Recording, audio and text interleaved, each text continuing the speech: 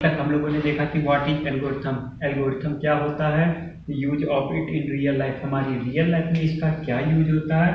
और हमने देखा कि what is data structure, data structure क्या होता है और उसका रियल लाइफ में यूज क्या होता है। अगर आपने हमारे इस प्रीवियस वीडियो को नहीं देखा हो तो आप जाके देख सकते हैं। सो फ्रेंड्स, आज हम स्टार्ट करते हैं कि प्रॉपर्टीज ऑफ एल्गोरिथम, किसी भी एल्गोरिथम की प्रॉपर्टीज क्या होती है। तो फ्रेंड्स चलिए स्टार्ट करते हैं प्रॉपर्टीज ऑफ एल्गोरिथम।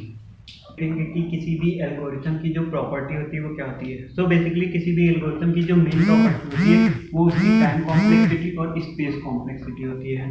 अब हम समझते हैं कि किसी भी एल्गोरिथम की टाइम कॉम्प्लेक्सिटी और स्पेस कॉम्प्लेक्सिटी ही मेन प्रॉपर्टी क्या होती है। लेट्स से हमारे पास एक प्रॉब्लम है कोई P1 और हमें उसे कंप्यूटर के द्वारा सॉल्व करना है। तो स्टार्ट करते हैं। तो सबसे पहले उस प्रॉब्लम, कोई भी प्रॉब्लम है तो हम लोग उस प्रॉब्लम का एल्गोरिथम लिखते हैं। और अगर उस प्रॉब्लम का जब हम लोग एल्गोरिथम लिख लेते हैं फिर उसे हम एक मशीन में एग्जीक्यूट करते हैं जिसे हम लोग कंप्यूटर बोलते हैं। अब यहाँ पर एक क्वेश्चन आ सकता है कि एल्गोरिथम को हम कंप्यूटर में एग्जीक्यूट कैसे करवाएंगे। तो किसी भी एल्गोरिथम को जब हम कंप्यूटर में एग्जीक्यूट कराते हैं तो उसे हम उस एल्गोरिथम को हम लोग एक सुटेबल प्रोग्राम में चेंज करके उसे कंप्यूटर में हम एग्जीक्यूट करवाते हैं। ठीक है। तो यहाँ पर अगर जब हम किसी भी प्रोग्राम को कंप्यूटर में एग्जीक्यूट करवाते हैं तो वो कुछ टाइम लेता है और कुछ स्पेस लेता है। तो फ्रेंड्स, जो वो टाइम लेता है, वो कंप्यूटर जो टाइम लेता है उस एल्गोरिथम को रन करने में, उसको हम लोग उसकी टाइम कॉम्प्लेक्सिटी कहते हैं। और जितना स्पेस लेता है उसको हम उसकी स्पेस कॉम्प्लेक्सिटी कहते हैं।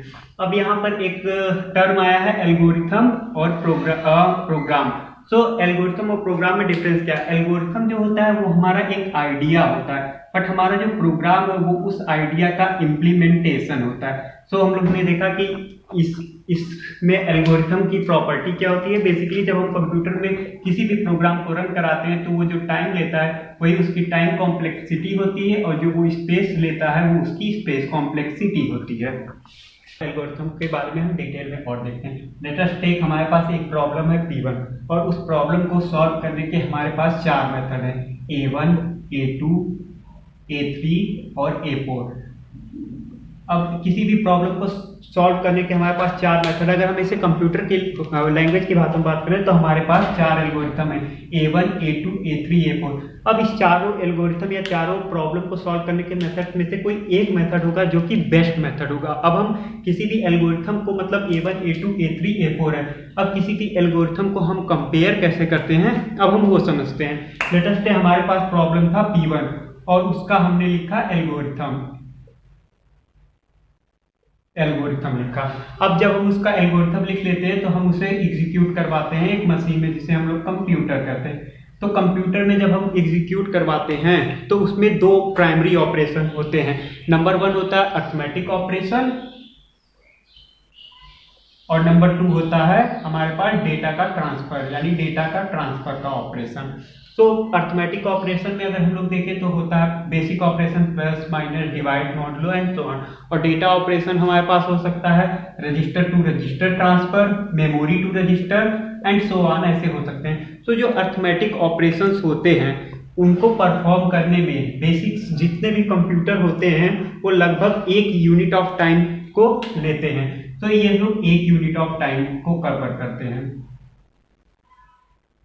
चलिए अब हम यहाँ पर एक कीवर्ड डिफाइन करते हैं कि किसी भी एक स्टेप को चलने में, किसी भी एक स्टेप को हम कीवर्ड डिफाइन करते हैं। लेट्स से एक एल्गोरिथम है, उसको हम लोग एक स्टेप, मतलब अगर कोई भी एल्गोरिथम एक स्टेप परफॉर्म करता है तो वो 1 यूनिट ऑफ टाइम को कवर करता है। सो अब इसके हम आगे देखते हैं। लेट्स से हमारे पास ये 4 एल्गोरिथम थे, A1, A2, A3 और A4। अब लेट्स से ये देखते हैं कि A1 को कंप्लीट होने में n स्टेप लग रहा है, A2 को कंप्लीट होने में n स्क्वायर स्टेप लग रहा है, A3 को कंप्लीट होने में n क्यूब और A4 को कंप्लीट होने में 3 के पावर n स्टेप लग रहा है। अब चलिए इसको हम समझते हैं एक एग्जांपल से लेके कि कौन सा एल्गोरिथम हमारे लिए बेस्ट होगा। तो चलिए स्टार्ट करते हैं। अगर हम n की वैल्यू बहुत छोटी, मतलब n की वैल्यू लेट से हमने 300 ले ली, तो अगर हम n की वैल्यू 300 लेंगे तो A1 का अगर A1 के लिए हम टाइम कॉम्प्लेक्सिटी निकालना चाहें, हमने अभी डिफाइन किया था कि 1 step is equal to 1 unit of time. 1 unit of time.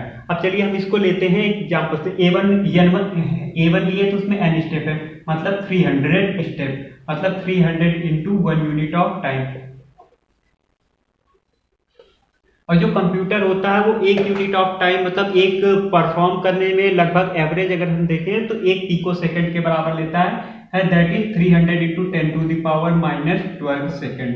अगर हम A2 के लिए ऐसे ही लिखें तो ये आ जाएगा 300 into 300 into 10 to the power minus 12 second.